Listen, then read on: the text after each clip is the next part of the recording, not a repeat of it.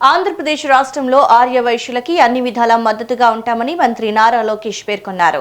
అమరావతిలో statue of sacrifice పేరుతో నిర్మించిన 58 అడుగుల అమరజీవి పొట్టి శ్రీరాములు కాంస్య విగ్రహ ఆవిష్కరణ మహోత్సవం అనంతరం రాత్రి ఉండవల్లి నివాసంలో పొట్టి శ్రీరాములు కుటుంబ సభ్యులు, అమరజీవి పొట్టి శ్రీరాములు మెమోరియల్ ట్రస్ట్ సభ్యులకి మంత్రి లోకేష్ ఆత్మీయ విందు ఇచ్చారు.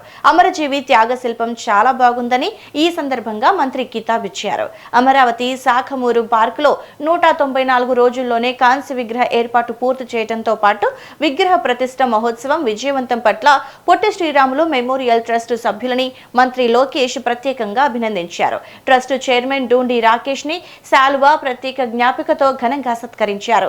యువగలం పాదయాత్ర సమయంలో అమరజీవి పొట్టి శ్రీరాములు స్వగ్రామానికి వెళ్లి స్ఫూర్తి పొందానని మంత్రి లోకేష్ తెలిపారు.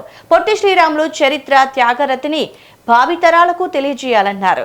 ప్రజల్లో చైతన్యం తీసుకురావాల్సిన అవసరం ఉందని చెప్పుకొచ్చారు. ఆయన త్యాగం, పోరాటం వెలకట్టలేనివన్నారు.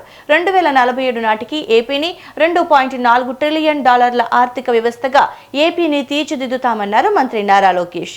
ఈ కార్యక్రమంలో పరిశ్రమల శాఖ మంత్రి టీజీ భరత్, అమరజీవి పొట్టి శ్రీరాములు మనవరాలు రేవతి తంగుడు, అలాగే అనురాధ దేవకి ముని మనవరాళ్లు, ముని మనవళ్లు వసుధ, అమర్, అజయ్, కుందా ప్రతిభ, కుందా ప్రతాప్ తో పాటు అమరజీవి పొట్టి శ్రీరాములు మెమోరియల్ ట్రస్ట్ సభ్యులు కూడా పాల్గొన్నారు.